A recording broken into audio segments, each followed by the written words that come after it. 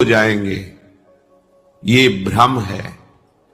तुम किसी प्रकृति जनित रचना से कभी सुखी नहीं हो सकते, क्योंकि तुम परमात्मा अंश हो। तुम अपने अंशी की खोज कर रहे हो। भ्रम से तुम नाना प्रकार के दृश्य पदार्थों में, परिवर्तनशील नाशवान पदार्थों में अपनी मांग पूरी करना चाहते हो। नहीं हो सकती। क्यों? क्योंकि तुम चिदानंद अंश हो। तुम्हें चिदानंद सुख चाहिए। ये प्राकृतिक सुख अनेक जन्मों से भोगते चले आए। अगर कहीं इसमें हमारा विश्राम होता तो आज तक हम सुखी हो जाते। भगवत कृपा से संत समागम प्राप्त होता है, पर कैसी मलिनता बुद्धि की है कि संत समागम में जाकर के हम यही जानना चाहते हैं कि वो उपाय बताओ जिससे हमें मांगे हुए भोग प्राप्त हो। भोग भोगने वाला शरीर जो निश्चित नष्ट हो जाएगा, वो नष्ट ना होने पावे। संसार में माना हुआ सुख हमें भरपूर प्राप्त हो।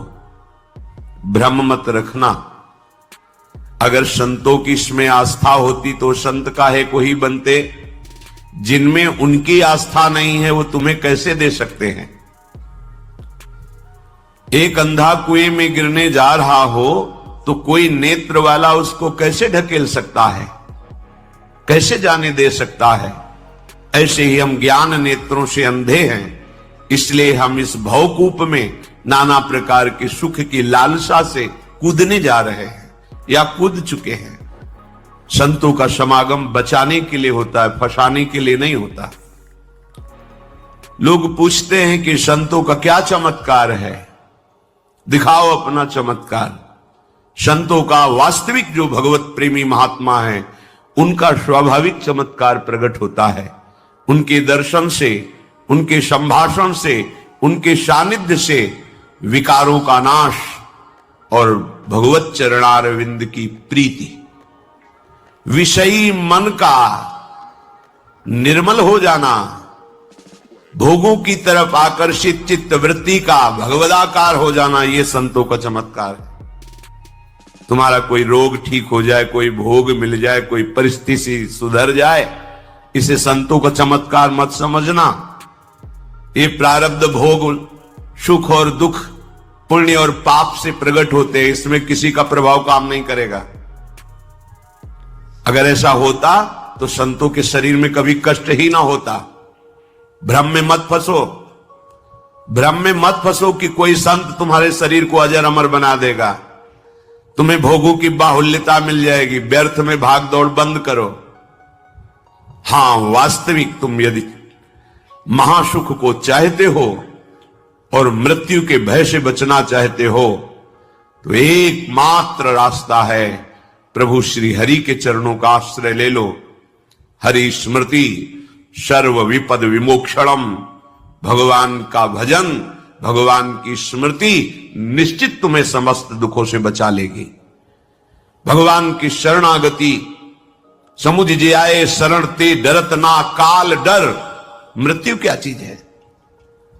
पर प्रभु के नाम जपने में रुचि नहीं, प्रभु की चरण दासता में भावना नहीं, तो तुम सोचते हो कुछ चंद रुपए और कुछ फल पुष्प आदि दे करके हम रोग रहित तो हो जाएं, शोक रहित तो हो जाएं।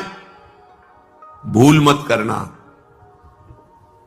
अगर शोक रहित होना है, रोग रहित होना है, तो एकमात्र उपाय है कृष्णाय वासुदेवाय हरे परमात्मने प्रणत क्लेश नाशाय गोविंदाय नमो नमः।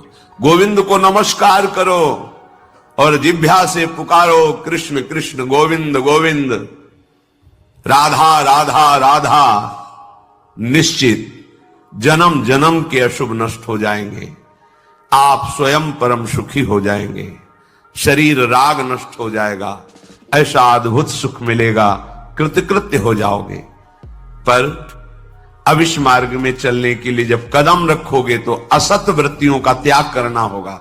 यही सब फेल हो जाते हैं।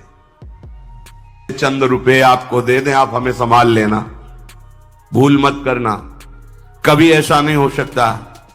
नाली के पानी से हाथ धोने से कभी हाथ पवित्र और निर्मल नहीं होते।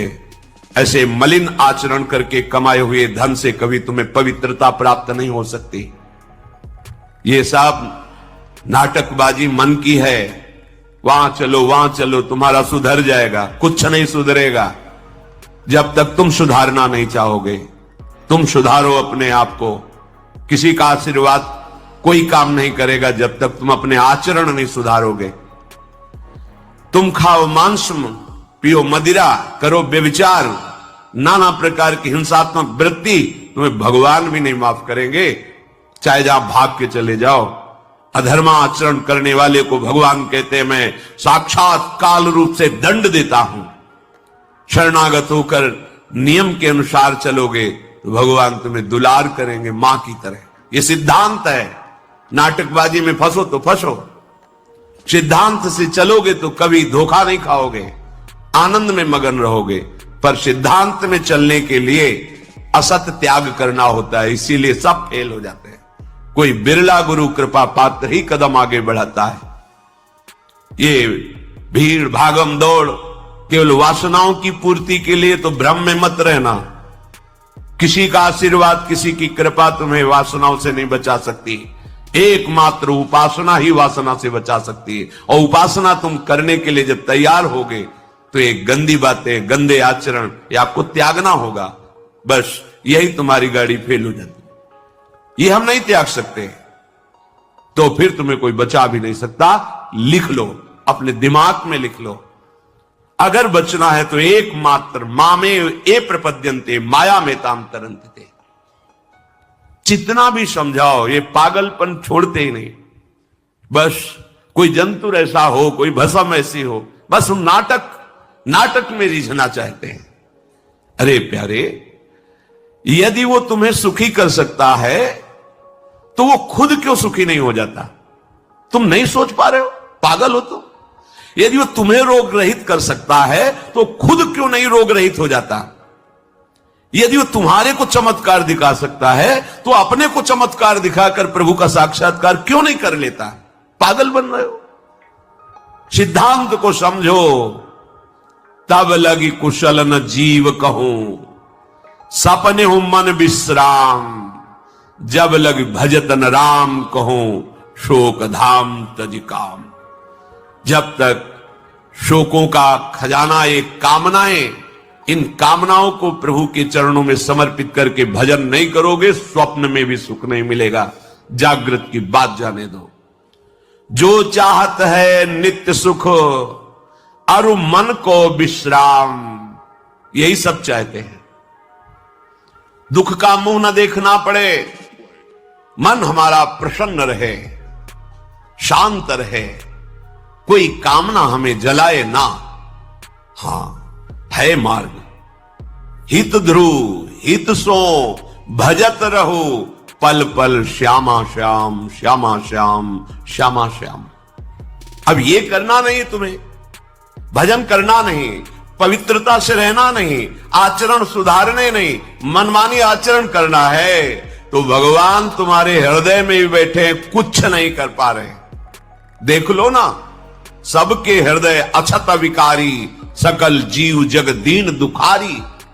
सबके हृदय में अखंड आनंद परमात्मा विराजमान है, लेकिन सब दुखी हैं, सब क्लेशित हैं, अशांत हैं। क्यों?